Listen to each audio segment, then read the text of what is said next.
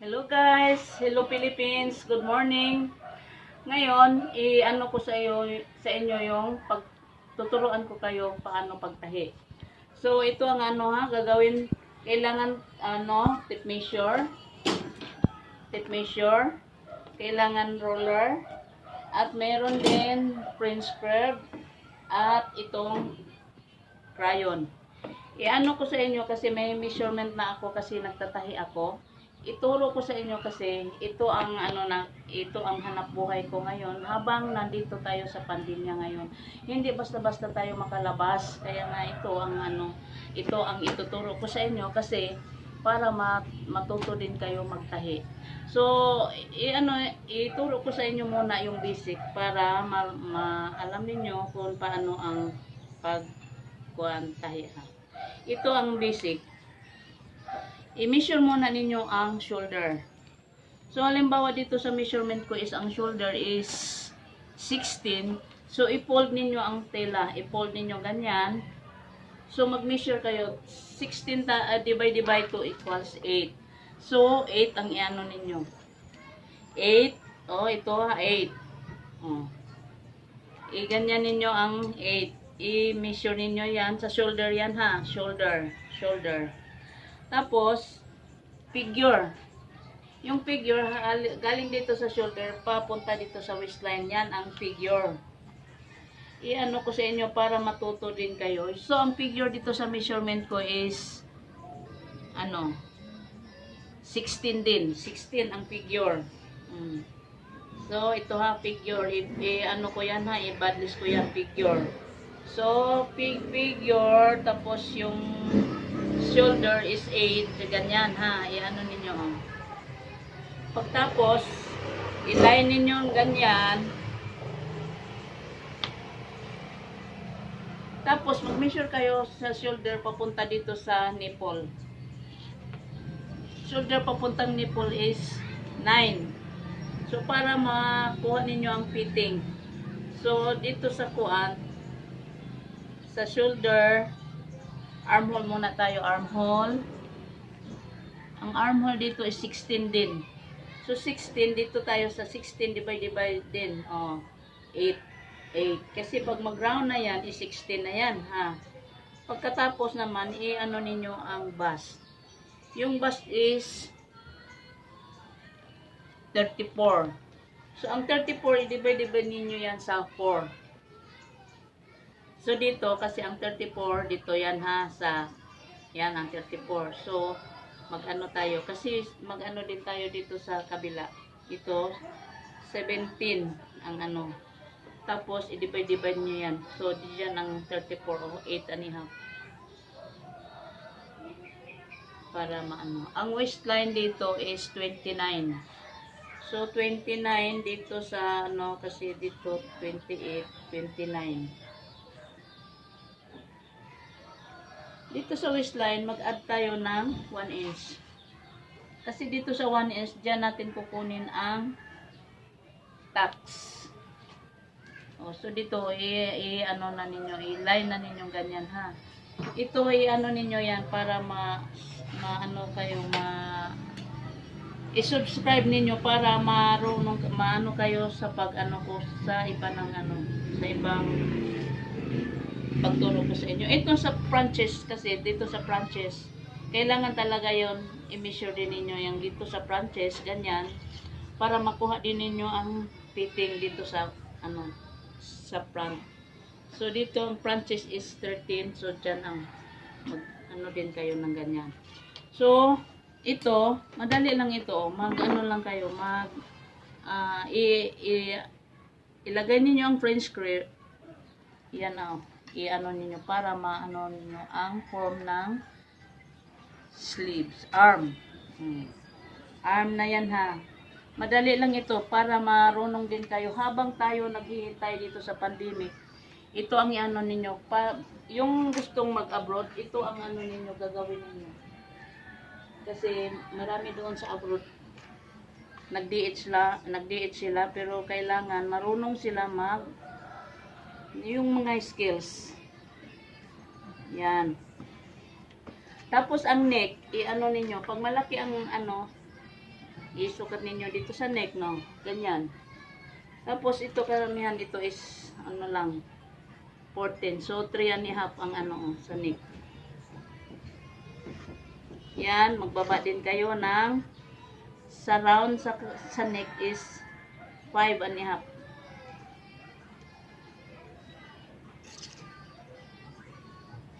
So ganyan, ganyan ninyo pag ano round. Para makuha ninyo ang round sa neck. Yan. Tapos ngayon, mag-down kayo dito ng 1 inch sa shoulder.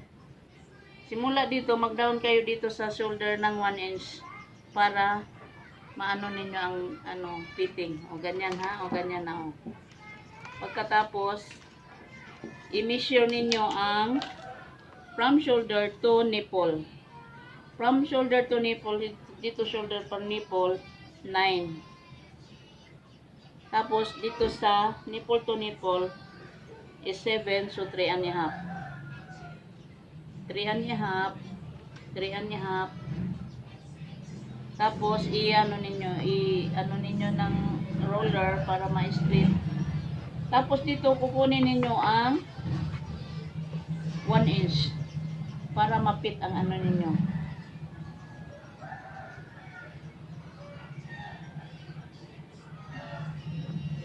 Yan. Yan makuha na ninyo yan sa ano, sa tax yan, tax. So may shape na ang ano natin, ang waistline. So ito na, ikakat na natin ha. Ikakat natin ganyan. Tuturuan ko kayo kasi ito ang ano ko, hanap buhay ko ngayon.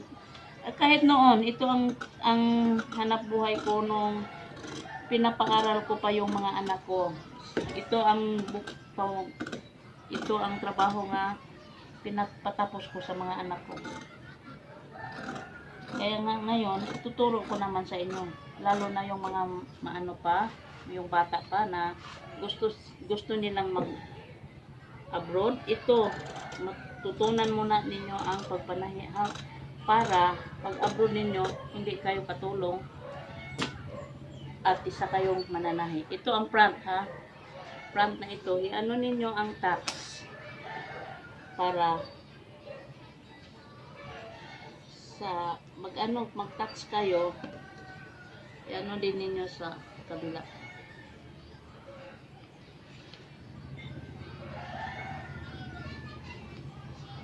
Yan ang ano ha, ayan ang guide ninyo sa paano pagtahi. Ito ang guide. Ito ang guide paano paggawa ng tax. So, half inch papunta dito maliit. Yan na ang ano. So ito front ito. So mag-cut na naman tayo ng back. Okay. Ito na naman ang back. Ano ni kasi itong back para sa zipper ito. Kailangan mag-ano kayo ng 1.5 inches para sa zipper. Ito.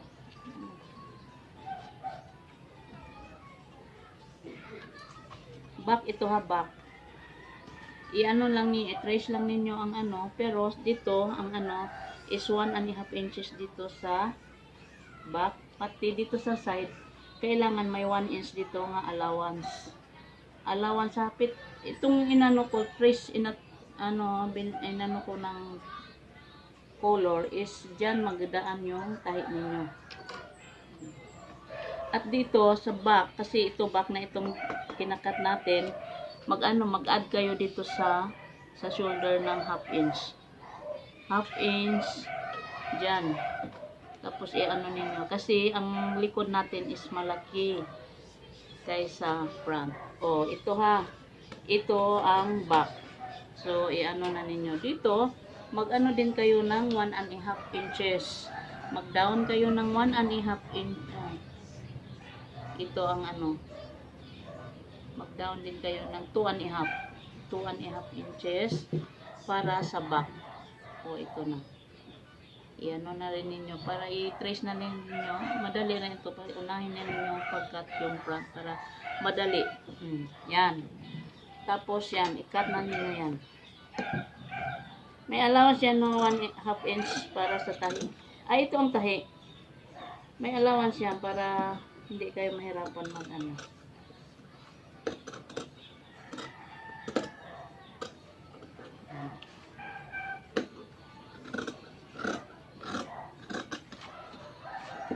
Ito kasing likod, itong ano sa back natin is malaki-laki konti. Kaya nga, lagyan din natin ng allowance pagka half inch lang.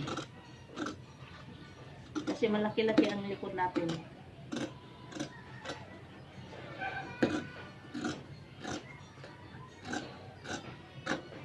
Yan. Tapos itong ano,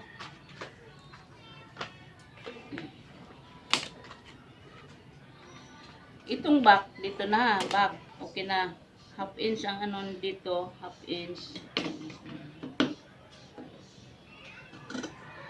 Half inch lang ha, ang ano sa back. Kasi tutahi na yan dyan. Ito ang tahi. At dito naman sa back, kasi pag dito, magbawas din tayo dito sa may waistline sa back. Kasi pag hindi tayo magbawas dito sa waistline, may tendency yan magkulubot dito. Ano, kaya nga magbawas tayo dito sa back para straight lang yan dyan. Bawas tayo ha. Ito ang ano ng tahi. Magbawas tayo ng 1 inch. Para ano, yan ha, 1 inch. I-slide lang natin yan, ganyan. Para hindi maano. So ito, magbawas na no. Yan.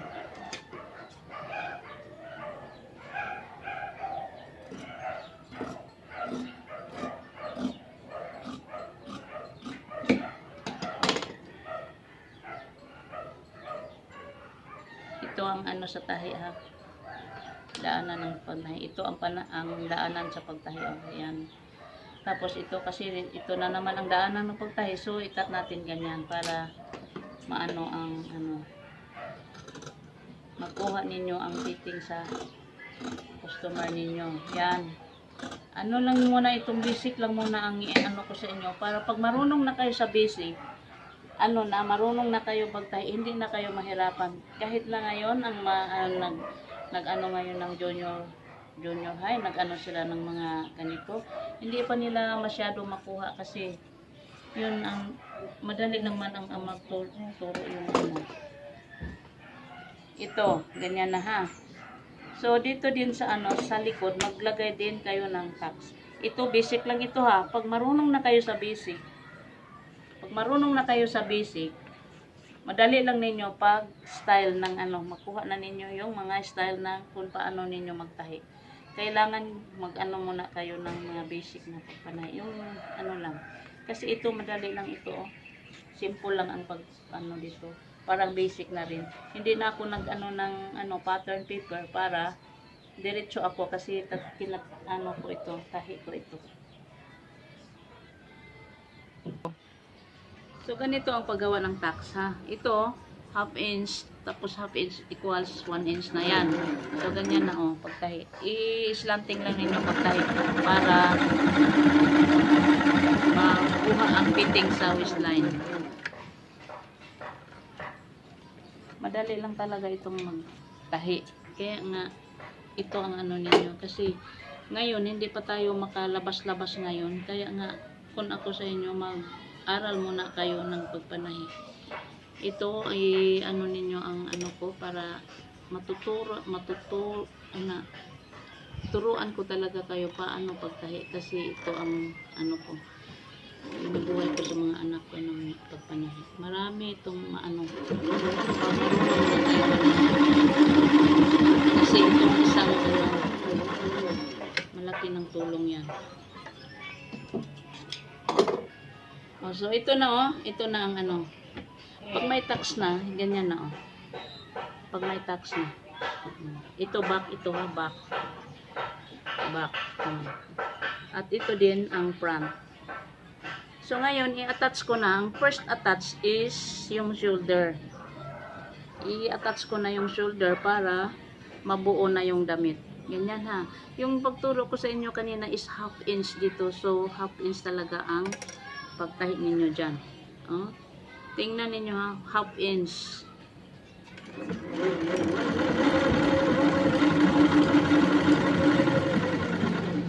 Dito naman sa kabila. Ganyan din. Half inch din.